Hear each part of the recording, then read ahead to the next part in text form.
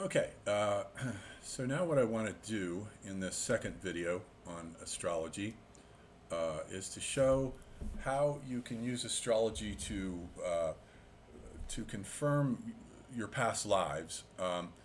It's not an easy thing to do because most people don't have records of their past lives. Some people have been famous people, others have not.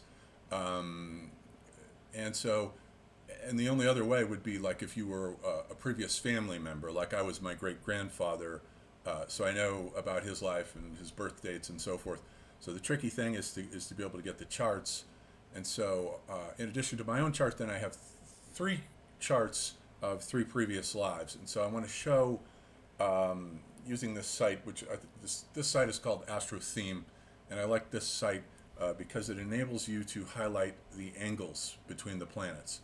So there you can see Saturn forming a quincunx down here, which is a 150-degree angle with Neptune. It also forms a quincunx on this is my chart, with Uranus over here, which is known to astrologers as a yod. It's called a finger of God, where you have two quincunxes and a middle planet. Saturn is exactly at the midpoint between Uranus and Neptune. So that's called a harmonic syndrome, and in this case it's a 12th level harmonic syndrome. There's a lot of debate about what a yod is, but what harmonic syndromes are is that anytime a transiting planet goes over one of these planets, or in opposition, or whatever the angle is, then all three of them light up simultaneously as well. A first order harmonic syndrome would be just a basic stellium.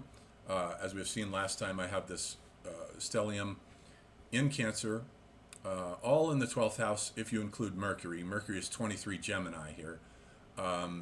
Mars, Sun, Venus, and Moon. My Moon's conjunct with my ascendant. So that's all in the 12th house, which has to do with the occult, the supernatural, the transpersonal, the archetypal. So there's that. And then so now there's a couple of things about karma.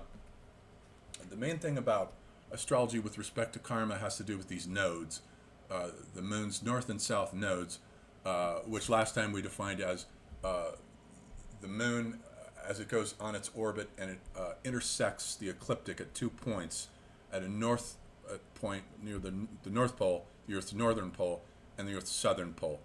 Rob Hand doesn't have this in horoscope symbols because he doesn't believe in reincarnation, so anything he has to say about nodes is generally wrong. He's just guessing. He doesn't know anything about nodes. The south nodes typically have to do with your previous karma from where you have come from, and the north node where you are going to. And there are three different types of karma. Pralabdha karma, which is the type of karma that is bearing fruit in your life right now. There's nothing you can do to stop it because you've already sown it in previous lives. And then there is Kriyaman karma, which is the karma right now that you're generating in your actions in this lifetime that will bear fruit in future lifetimes. And then there's Sinchit karma, which is the sum total of all the karma from all of your past lives. And not all of it bears fruit in the present lifetime, or you'd just be totally overwhelmed. Some of it bears fruit in this lifetime, some will bear fruit in future lifetimes. And the whole thing has to do with the interaction between karma and free will has to do with the fact that before you've incarnated, you've sort of already signed up and agreed to what you're going to have happen to you in terms of the big events of your life. Your free will has to do with how you respond to those events. And then how you respond to those events, because you always have a choice, how you respond to them, whether with anger, let's say, or forgiveness, will then sow the seeds of karma for what's going to happen in your next life. So you're actually yourself modulating your karma as you go along. So the north and south nodes. They're 180 degrees opposite, so these charts only show the north nodes. My north node here is 15 degrees Aries, which would mean the south node would be 15 degrees Libra. But what I want to do here first is to point out the four main signs in the charts that we're going to look at. We're going to look at four of them, but I want to concentrate on mine and two others. I have my most recent past life was as my great grandfather, and now my source for finding these things out There are three sources. One is talking with mediums and talking with different mediums to cross-check and make sure it's not just one medium getting it wrong, because sometimes they do make mistakes. It does happen. Sometimes there is contradictory information, although I find that to be rare and usually only regarding minor details, not the big stuff. They all agree on the big stuff. That regressive hypnosis, which I've done a couple of times, which has to do with remembering past lives. The only problem with that is it's not systematic, and you see flashes and episodes, but you don't know exactly which lifetime it fits into or where it goes chronologically. And then, of course, the third source is then learning how to use astrology to connect the karmic threads and see how the lifetimes connect together. So in this thread of these first three charts that we're going to look at, there's a kind of back and forth ping pong game that I want to draw your attention to between Cancer and Capricorn. Now I have this stellium in Cancer. Cancer is a water sign, which has to do with emotions. And Capricorn is an earth sign, which has to do with pragmatic things, earthly things, feet on the ground. And so this time, with the stellium that I've got here, all these faculties, Mars, the body and assertiveness, the sun is not just the personality, but also the will. And then Venus has to do with sex and art and satisfaction. And the moon does not have to do with women, by the way. And I can't stress this enough, because every astrologer has been brainwashed to believe that the moon means women and the sun means men. They do not. The sun means the personality and the will, and the moon has to do with emotions. And yes, it is true, women do tend to be better with emotions than men. So it might tilt toward the feminine in that direction. But I absolutely reject that kind of stereotypical formulation of moon and sun. There are plenty of sun goddesses, and there are plenty of moon gods, going all the way back through comparative mythological history. Jung didn't know the history of myth. He just knew the archetypes in a hodgepodge way, but he never studied the evolution of myth. And you'll always find that the oldest are the sun goddesses and the moon gods. And then when the Indo-Aryans came in, they traded positions. So this stellium here is in Cancer. Now, in my most recent life as my great-grandfather, this is his chart. His name was Sam Miller. He was born in Decatur, Illinois in 1902. And then he died. He eventually migrated to the Southwest and died in Phoenix in March of 1967. I was born in June of 1968, so he wasn't on the other side that long, not even quite a full year. So notice the ping pong effect here. All his planets are in Capricorn now. So he's got this very large stellium here, and you can sort of include Saturn, even though it's a bit a ways from the others, just like I include Mercury in my stellium, though it's a bit a ways from the others. Sometimes you have to be really elastic with orbs. I think sometimes Saturn is obviously in the neighborhood, and it obviously applies to this stellium here, which is then squared by Mars over here. This is what I like with these lines here. When you click on Mars, you can see the red lines forming a 90-degree angle to his Mercury conjunct Venus, conjunct Sun, conjunct Chiron, the healer, which is really the only one of the non-planets that I bother with much, because I've seen it again and again in charts of healers, spiritual healers, doctors, and so forth. And so this man was a surgeon. He was a graduate of Johns Hopkins Medical School on the East Coast, won major awards, became a captain, then volunteered when World War II hit to go into the Army as a medical doctor, and was stationed in Europe in a MASH unit where he operated on people. So he was a surgeon. That's a healer. And the surgeon archetype really is Mars, because Mars is the body, Chiron is the healer, Mars is the body, and it's squaring his stellium here, and then Saturn also. Saturn is sort of like the scalpel, let's say. Saturn always has the scythe. And so Mercury conjunct Venus. At one point, this guy, when he got out and went into private practice, became a gynecologist. So Mercury conjunct Venus is intelligence about women, especially about the female anatomy right here. But it's still within the realm. He's got Mercury conjunct Chiron, which is intelligence about healing, all coming through the force of his will, his sun, and his personality, all working for the government. The other thing One of the associations of Capricorn is the government. It's not just the earth, but it's the government. But notice here that his concerns were all pragmatic. They were all earthly. They all had to do with the earth archetype, the body. So he was a physician. But now the law of karmic balancing demands that this time the ping pong shifts over to the realm of Cancer, the emotions, because it's a water sign, and the 12th house, which is a sign of metaphysics. So now I did the concrete world last time, so the law of karmic balancing demands, you can see the balance working itself out here. The law of karmic balancing demands that I work on metaphysics this time. I operate on metaphysics. And so here again, Mars conjunct Sun, conjunct Venus, conjunct Moon. So these are all good planets to have lined up together. They're very positive planets. And then plus Mercury, which is retrograde, exalted in Gemini, and sextile with Saturn.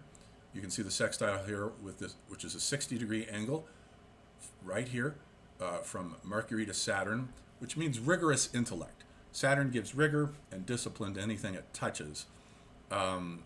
Okay, so that's point number one to look at. Whereas my Chiron, notice here, is at my midheaven. Midheaven is the public domain, which is 3 degrees Aries. The public domain, and so I have Chiron exactly conjunct my midheaven, which would be the healer archetype, except this time it's not a healer of the body, it's a healer of the mind, helping people understand spirituality, let's say. So it has shifted. And then note too, the other ping pong that we'll notice here is with Aries and Libra. Aries and Libra, Aries is fire and Libra is air. So we're dealing with all 4 elements across these lifetimes. And to a certain extent, Gemini and Sagittarius will also appear. Gemini being an air sign and Sagittarius being a fire sign. So note the position of Saturn and Aries. It's exactly 24 degrees Aries. My north node, which is where I'm trying to get to, is 15 degrees Aries, which would also make it 15 degrees Libra. So let's take a look at Sam Miller's chart again here. And now notice that, okay, so his north node is 22 degrees Libra, which would be the same as 22 degrees Aries, which is exactly where my Saturn is, 22, 23 degrees. That chart said 24, but my other chart says 23 degrees. So his nodes are exactly conjunct my Saturn, which is very, very interesting.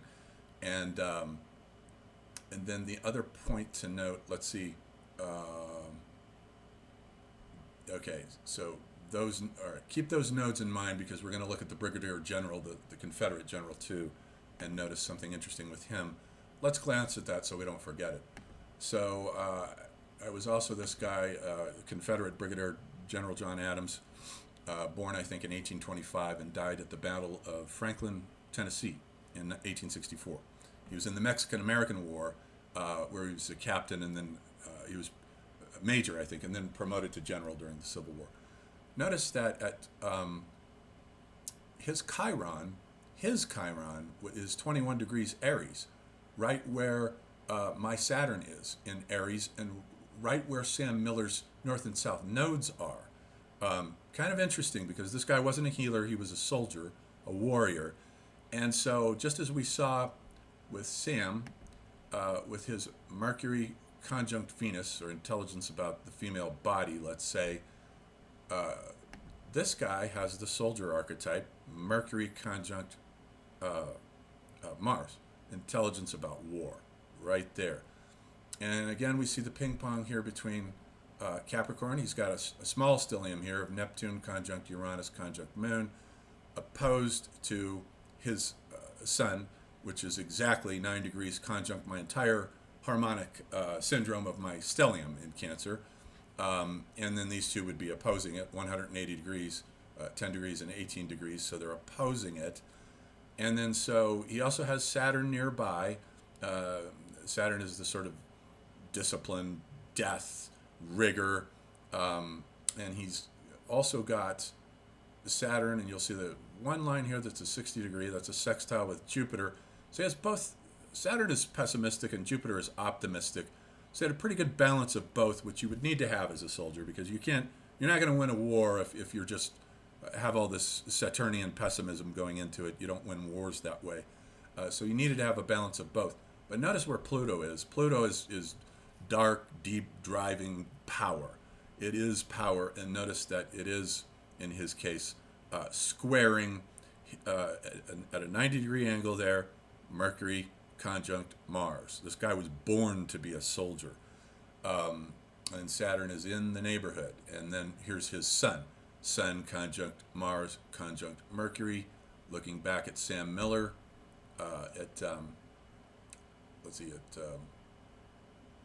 did he go? Where did Sam go? Yeah.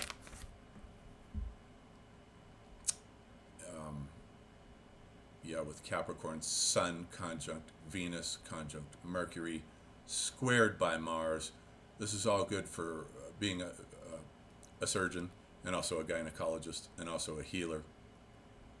So, with regard to the Brigadier General, his Chiron is just sort of sitting here by itself. It's destined for the future, in other words. It's going to, there is a lifetime that I don't have a birth chart for between the Brigadier General and between the surgeon, a guy who was a town builder in the Old West. He designed and built a town out in the Southwest somewhere. I haven't been able to track him down, so there is a lifetime in between the two. But clearly Chiron here is destined eventually for Aries.